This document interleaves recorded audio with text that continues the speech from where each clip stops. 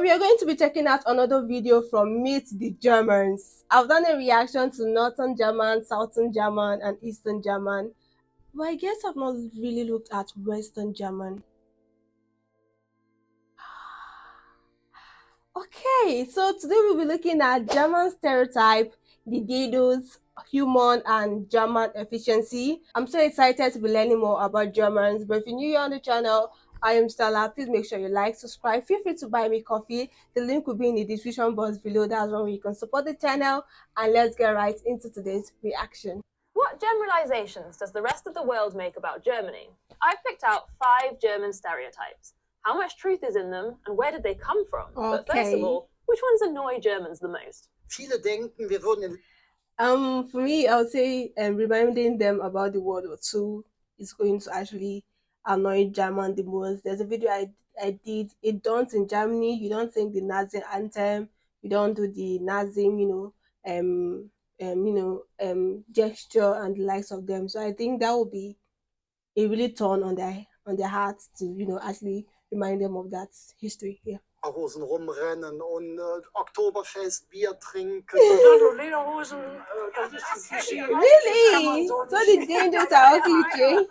Dass die deutsche Sprache so aggressiv wirkt. Dass die Deutschen keinen. I actually thought German language sounds so aggressive up until I listened to or I heard Polish language. German ends even close to that. Also jedes Land hat irgendwie einen eigenen Humor. Also das ist Quatsch. Ein bisschen umständlich, langweilig. Das sind wir ja eigentlich nicht. Romanticized images of Germany often include a woman dressed like this. This is a Dirndl, and the male equivalent is Lederhose, literally leather trousers. These types of folk clothing are very specifically linked to the southern state of Bavaria and neighbouring Austria. You might come across people wearing them day to day in Bavaria, really? But it's most common on special occasions and during festivals like Oktoberfest. The Dirndl is just one example. Why would someone just wear a traditional? Oh yeah, keeping the heritage, keeping the culture. Beautiful. Various aspects of traditional idealized German culture, including Tracht, were later used in Nazi propaganda. The Dirndl even got a bit of a makeover under the Nazi regime. A lower neckline, a slightly shorter skirt, and a tighter waist. Oh. The designs seen today vary from very traditional to very modern. And apparently, the position of the apron's bow can indicate relationship status. For example, tied on the right means married or engaged, and on the left means single. Imagine tying that stuff on the right and you are single and actually ready to mingle. You should be informed before doing anything, literally. That's just the highlight for me. This stereotypical image of a German also tends to include a beer in the hand. Usually in one of these enormous glasses. In fact, the Mass is another element of Bavarian culture that has somehow come to dominate the image of Germans abroad. Germany actually has an impressive range of glassware, sometimes with a specific glass to go with a specific type of beer, like this Kolsch glass from Cologne. Of course, not all Germans like beer, but really? It is an important part of the culture overall, with different beer. I thought all Germans literally love beer. So not all Germans love beer. Okay, I'm wrong for thinking that I'm wrong. Traditional brews, which follow the rules of the beer purity law, still dominate. But the country has seen a boom in craft varieties too. And the popularity of non-alcoholic beer shows that the Germans' taste for beer is more than just a thirst for alcohol. Cheers to that. Wow. 5 Minuten vor der Zeit ist des Deutschen Pünktlichkeit. So goes the German saying, which means that punctuality in Germany means arriving 5 minutes early. Well, whoever decided this forgot to tell the trains. It's practically a national sport here to moan about train delays. And after 4 years of commuting, I'm well and truly on board, so to speak. But a lot of German people do pride themselves on being on time. And punctuality is a characteristic you see again and again attributed to the Germans. So where did this punctual reputation come from? Let's talk to a time expert. Die Preußen waren sehr erfolgreich in der Vertaktung von Mensch und Maschine. Die protestantische Ethik, eben der Fleiß, der Gehorsam, die Pünktlichkeit als Tugend, die hat auch viel dazu beigetragen. Haben die Deutschen allgemein ein gutes Verhältnis zu der Zeit? Da ist jetzt die spannende Frage, was heißt gut? In Deutschland ist der Begriff Zeit häufig mit so einem Muss verbunden. Zeit ist etwas, das kann ich eben organisieren, sparen, in den Griff bekommen. Ich muss sie managen. That brings us on to the next stereotype. German efficiency, which gets a big thumbs down from me. A dictionary definition of efficient is working or operating quickly and effectively in an organized way. Okay, so the Germans might have the organization part down, but speed and effectiveness, not so much. Wow. Did you know it took 632 years to finish building the Cologne Cathedral?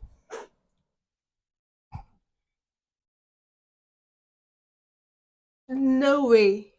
No, more than a century to build a cathedral, 632 years.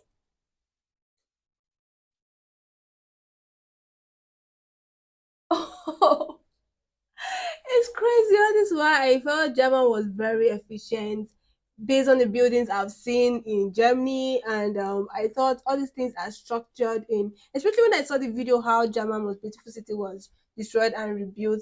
That actually gave me a total assurance, a clear assurance that Germans are very efficient.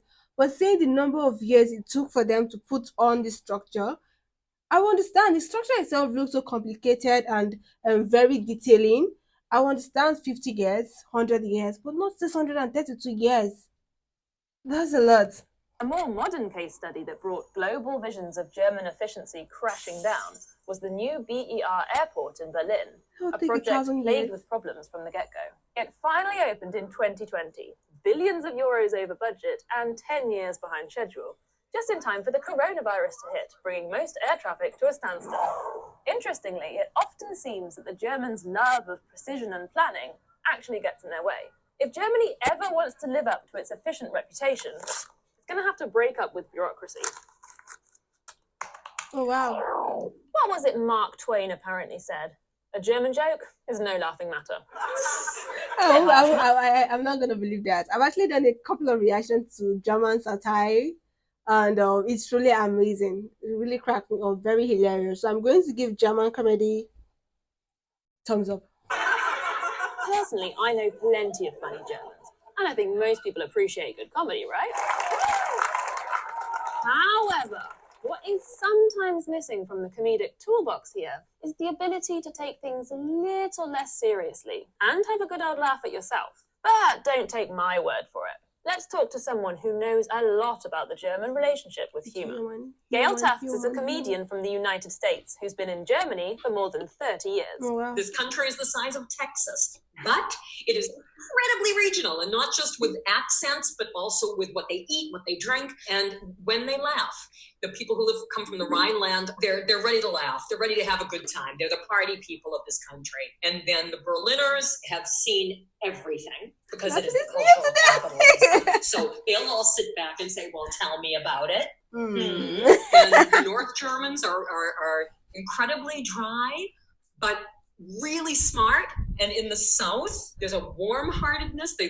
In Stuttgart, for example, talk about food. You can do a 20-minute monologue about bread. They will be rolling in the aisles in Stuttgart. So where does the no sense of humor reputation come from? You have to kind of go back to the Second World War in those glorious, the golden 20s, where there was so much entertainment and so much theater. A lot of the Germans that were involved in that were Jewish, and they were either exterminated and murdered, or they fled to the States. And after the war, of course, things weren't that funny, because where does comedy come from? It comes from my experience, my storytelling. And I think there was an entire generation that it was very difficult to find the humor in anything. Although once the 50s, 60s started, there were some great German comedians. Loriot, for example, in the 90s and the 2000s, all of a sudden comedy clubs started popping up, and mixed shows where there would be 4 different comedians a night. And now you've got a comedian for every taste. Germans do have a sense of humor, and thankfully it's thriving, because in these times we all need a sense of humor. I'd love to know how many of these things are part of your image of Germany, and which stereotypes from your country get on your nerves the most. Leave us a comment.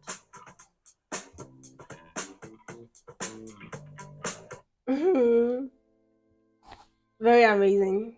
And yeah, I was guilty as charged. I actually thought all Germans love beer, but I'm so sorry for assuming, because not everybody move with the crowd.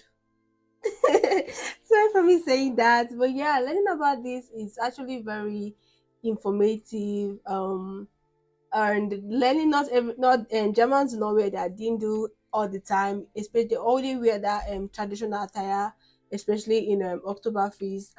That's great. And the German sense of humor, I totally get where that is coming from because they actually went through a lot and suffered a lot during the World War II. And I get where that it feels like a break or a pause between with laughter, comedy, and just having fun entirely. Yeah, I get that. Yeah, I totally get that. And this is very informative for me, and I learned a lot of things from this video today. Let me know what you think about this in the comment section. And let me know the stereotype that always gets on your nerves in your country. Yeah, as she said in the video. And feel free to like, subscribe to the channel. Also, feel free to use the buy me coffee link. That's one way you can support this baby girl right here. Please buy me a cup of coffee. Thank you so much. And I'll see you guys on my next one. Bye. I love you all so much.